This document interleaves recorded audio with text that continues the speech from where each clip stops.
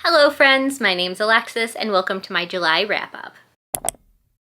So if you're new here, I do my wrap-up a little bit differently. I throw all of the books that I have read for the month into a bracket and I make them battle it out to determine my best book of the month. I use the website Bracket Fights, not sponsored, be cool if they did, but it just makes it super easy and fun to play this little game with you every month. So first up, let's talk about some stats. I ended up reading 18 books in the month of July. I read 2,380 pages and I listened to 131 hours and 17 minutes of audiobooks. Now, even though I read 18 books, we will only be talking about 16 today.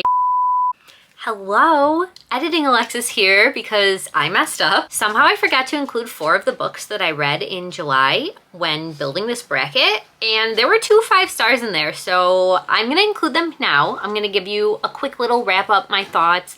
Unfortunately, they won't be able to be a part of the bracket because I'm not redoing this, but yeah, I wanted to just tell you about these 4 extra books that I got to. So first up, we have None of This Is True by Lisa Jewell. I read this for Summerween, so if you want more of my in-depth thoughts, definitely go check out that reading vlog. I ended up giving this one 5 stars. I thought it was just a really good thriller. It shocked me, it entertained me. That's all I look for in my thrillers, and I just really like Lisa Jewell's writing. The more I thought about this one, just the more I became obsessed with it. This is definitely one that I could see as a true crime documentary. Like, I would love to watch this one as a Netflix special, and it really solidified that I will be continuing to pick up Lisa Jewell's book. She has not disappointed me yet. Next, another one from Summerween is Horror Movie by Paul Tremblay, and I am happy to say this one was also 5 stars. I am just so excited that I have really been loving Tremblay's recent books. This one felt a lot like Pallbearer's Club, just like vibes wise, and I know that wasn't a favorite of everyone, but it definitely is one that I really liked. Horror Movie was no different. It was very slow, eerie. It really got under your skin and left you feeling unsettled, and then that ending, like, I did not see it coming, and I know it didn't work for everyone, but it worked for me. Like, it was exactly the right amount of weird to really make it a 5-star book, in my opinion. Next up, another 5-star. Like, what was going on? I just left all of my best books of the month off of the bracket, and this is Blood and Steel by Helen Schurer. I read this one for Romantasy-a-thon, but I did not vlog this one, unfortunately, because this is like a new favorite fantasy romance of all time. I've already put the sequel on my TBR for August. Like, I cannot stop thinking about these characters. I am obsessed with their romance. I have a new bookish boyfriend with the male love interest. Like, 5 stars without a doubt. I'm just really happy I picked this one up on Tori Between Pages recommendation, and I'm continuing with the series, and that's really all I can ask for fantasy romance. Just a story that keeps me engaged and wants me to keep going and see what happens to our characters and the world. And last up, we have the Book of Azriel, which I read for the Romantasy-a-thon 48-hour readathon. That one I did vlog for, and it will be linked below. This one was not a winner. I ended up giving this one 2.5 stars. I am just not one of the girlies that gets this one, and there are a ton out there. Like, this book is so well loved in the fantasy romance community. It definitely is a me problem. I just really didn't like the male love interest in it. I kind of wish our main character Diana had stayed a villain throughout the whole story. I think the villain character was a lot more interesting. He was definitely toxic, and I didn't want him to be the love interest for the book, but like, I just didn't like Liam's character, and I couldn't get behind like Diana's shift so early in the book to just go from being our villain to being the good guy, and I was just bored throughout the book. Yeah, it's not a series I will be continuing with, and unfortunately I had to suffer through all 572 pages of it because I was just waiting for it to get better, and it really never did. Okay, that is all we missed, so I will send you back to past Alexis, because 2 of those books are for a semi-secret project I'm working on, so you'll have to wait to hear my thoughts on them until a later video. So yeah, I think that's all of the housekeeping things, so let's get right into the bracket. Okay, so here we are with our first matchup. So on the left here, we have World of Wonders, which was my nonfiction pick of July. I really enjoyed this one. This one was a memoir, but it was written with a little bit of scientific anecdotes thrown in there. So we follow the author through many different life experiences, and each chapter related back to an animal that the narrator has related to in that time of her life. And I thought it was such a cool way to do a memoir, and I really loved it as an animal lover myself. I learned so many fun animal facts in this, and she actually talked about the corpse flower Morty, who is at my local botanical gardens that she went to visit. So I ended up really liking this one. I gave it 5 stars, and that is going up against The Price of Salt, or it's also been renamed to Carol by Patricia Highsmith, and this was my classic pick of actually June, but I kind of suck and I didn't read it until July. So this one is a classic with LGBT representation in it, which is why I picked it for June. And well, I can see why it was important during the time it came out, and it has stood the test of time and people still read it today. It was not a favorite personally, and I don't really have that much criticism because I honestly read it at the beginning of July and I don't remember too much why I didn't like it besides I was bored. So my final rating for this one ended up being 2 stars. So I think it's pretty obvious that World of Wonders will be winning this round. Next up, we have 2 horror books up against each other. So first up, we have Off Season by Jack Ketchum. This one was a fun time. It's about cannibals in the middle of nowhere that terrorize this group of friends for one night, and yeah, it was a gory good time, exactly what I expected going into it. And honestly, the author's note at the end made me appreciate the story so much more than I would have. So if you have this edition, I highly recommend not skipping that note at the end. He talks about how when this book first came out, like there was a ton of editing done and they actually changed like the entire ending. They changed a bunch of scenes and he wasn't a fan of it. And he really explains why it was so important to have it end the way it does in this edition, and I completely agree. I ended up rating this one 3 stars, not a favorite of all time, but I enjoyed it. And that goes up against Feed Her to the Beast and the Beast is Me by Jamieson Shea. I really wanted to love this one going into it, and in the first few chapters I did, because there was a lot of creepy stuff about the Paris catacombs and the demon that was letting take over her body, but honestly, it was too long. It got to be really redundant. We kept getting the same scenes over and over again. And like, I don't know, I was bored. So I did end up rating this one 3 stars as well. So we have a very even matchup, but just going based off of my enjoyment and which one I would recommend or pick up again, I think I have to go with Off Season as the winner of this matchup. Next up, we have 2 books that I just read towards the end of the month, so they are fresh in my head.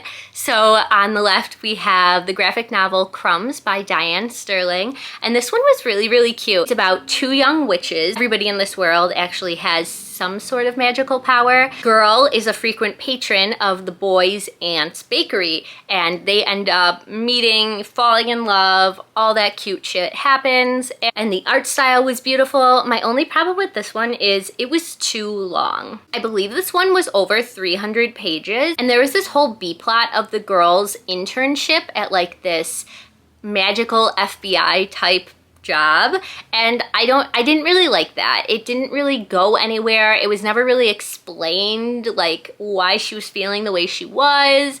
And yeah, if this had just been about the romance between the 2 kids, would have loved it. But because of that B plot and it taking up so much of the story, I ended up giving this one 3.5 stars, and that is up against An Enchantment of Ravens by Margaret Rogerson. This one is a standalone fantasy book that I read for Romanticy-a-thon. I will link the vlog where I read it below. I'm really happy I finally got around to reading this one. It's been on my TBR forever. I read A Sorcery of Thorns years ago. I don't even remember when. And I ended up seeing this one in a used bookstore a few years ago, and it's just been sitting on the shelf waiting for me since then. I really liked the story. The romance aspect of it was fine, but honestly, just the main character's journey through the fairy world was so fun. I love the magic system. I love the painting aspect in there. Like, it just ended up being a really cute time. I read it all in one sitting. It was just like a cozy fantasy, not too serious. I ended up actually really liking the ending of this one. I feel like wrapping up a conflict can be kind of hard, especially in like a standalone fantasy book, but this one did it so well. Like, it didn't have the classic case of like, it wraps up way too easily. Like, this one was believable. And yeah, so for all those reasons, I ended up giving this one 4 stars, which means An Enchantment of Ravens will be our winner of this round. Okay, and as always, we do the entire left side first before moving on to the right side. So next up, we have World of Wonders up against Off Season. So clearly World of Wonders was the higher rating, which I don't always choose the winner based on ratings. It's really more of like the enjoyment for me and how it stuck with me. But in this case, we are gonna go with the higher rated World of Wonders. I think I'm gonna remember this one for a while. I'm gonna be thinking about it, thinking about my own experiences and how I would relate my life to different animals at different times. Like, as an animal lover, I just have to go with this one. This one's harder because I liked An Enchantment of Ravens more than Off Season, but again, I just think World of Wonders is going to be one that I'm going to recommend to people going forward. Just one that's not going to leave my brain anytime soon. Okay, so we have our first contender for best book of the month being World of Wonders, and now we move on to the right side of the bracket. So first up on the left, we have the new Riley Sager, Middle of the Night. This one I read for Summerween. A vlog for that will be linked below as well. And as Riley Sagers go, this one is like middle of the road for me. I didn't love it, but I didn't hate it as much as some of his other books. I ended up going with a 3.5 star rating, and most of that is just for the vibes of the book. I really liked that this one took place a lot like around camping and the outdoors, even though they were just camping in a backyard. Like, that, I just love books about camping.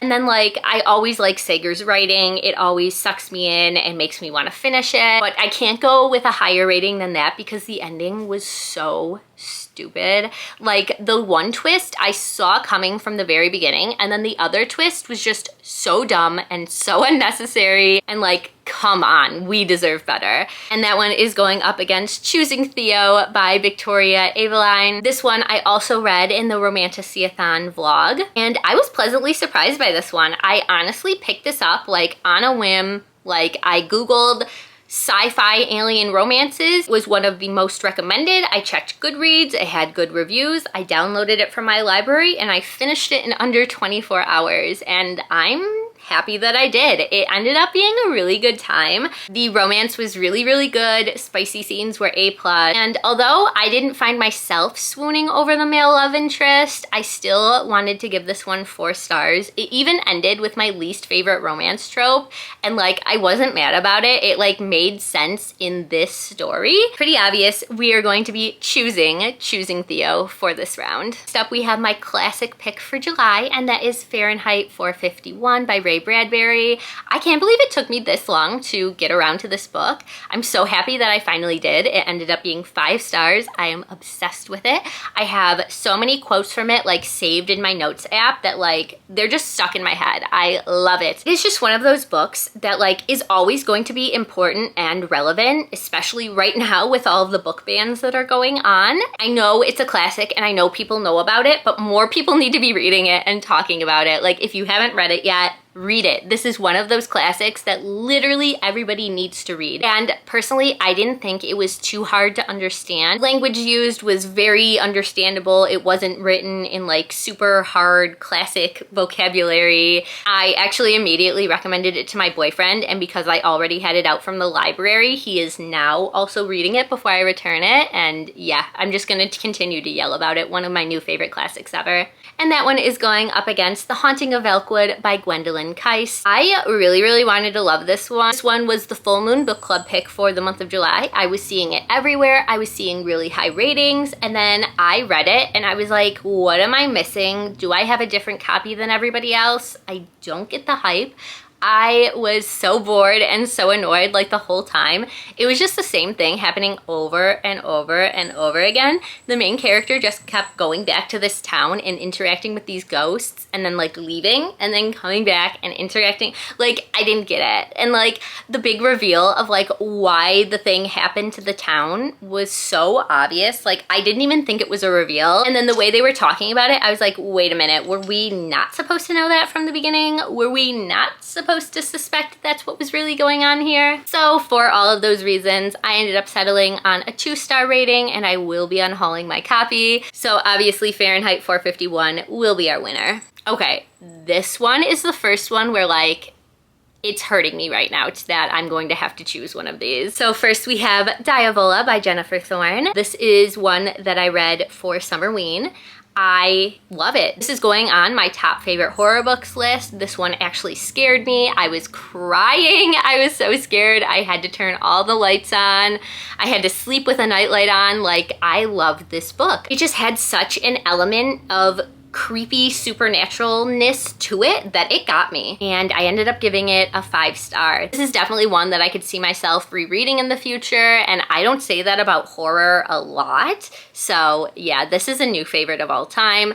Versus Fear the Flames by Olivia Rose Darling. I was gifted the indie copy of this back in December, so I know this is getting traditionally published later in 2024, and I'm so excited for it. But I also wanted to get around to actually reading my copy before the new one comes out, and I have already pre-ordered the new one that's coming out, and I'm going to read it because I know there are going to be some changes. So I ended up giving this one 4 stars, which I know this one is so beloved, and I agree. I get it. For me, I just feel like this book needed a little bit of editing. I felt like some scenes were a little unnecessary. It was just maybe longer than it should have been. And I really think that the traditionally published one will fix all of the problems I had with it, because these characters were incredible. These are some of my favorite literary characters that I have read this year for sure, maybe ever. I love our female main character. She is such a badass. I love the man that is just obsessed with her. Like, it has the he falls first trope, which is one of my absolute favorite. And the dragons, the magic, the adventure, the friendship between our main character and her male best friend. Like, wow, no complaints at all about that. My only critique is the editing. I just feel like there were some parts that were maybe unnecessary. So for that reason, Diavola is going to be winning for now, but I'm really excited to see when I do read the traditionally published one that's coming out, like how it will hold up. Like, I guarantee it's going to be a 5-star. Okay, so I think we have a pretty clear winner. Fahrenheit 451 is just going to stand up against Alien Smut. No offense to choosing Theo. I really loved it, but it definitely wasn't a favorite of all time. Okay, this is hard. Ugh. This always happens. I never expect it, and then I have to choose one of my children. How am I gonna do this? Is it like wrong to pick something over a beloved classic? Like, there's a reason people are still reading this book, but this is my channel and this is my bracket, and I am a horror girly, so I think I have to pick Diavola. Like, it would be wrong if I didn't. And like, again, as much as I love animals, I love ghost stories more, so I think Diavola is gonna be our winner. I did not see that coming. Like, this is always a surprise to me. You'd think I would think this out before, maybe plan it in my brain what I'm gonna pick, but no, we just go into this, no thoughts, just throw the books at me and I'm gonna pick them on vibes alone. At least you know you're getting my real reactions here. Okay, there we have it. Diavola by Jennifer Thorne is my best book that I read in July. If you made it this far, you can leave me a ghost emoji in the comments, and please let me know what your favorite book of July was. As always, I hope you read a good book today, and I will see you soon in my next one. Bye.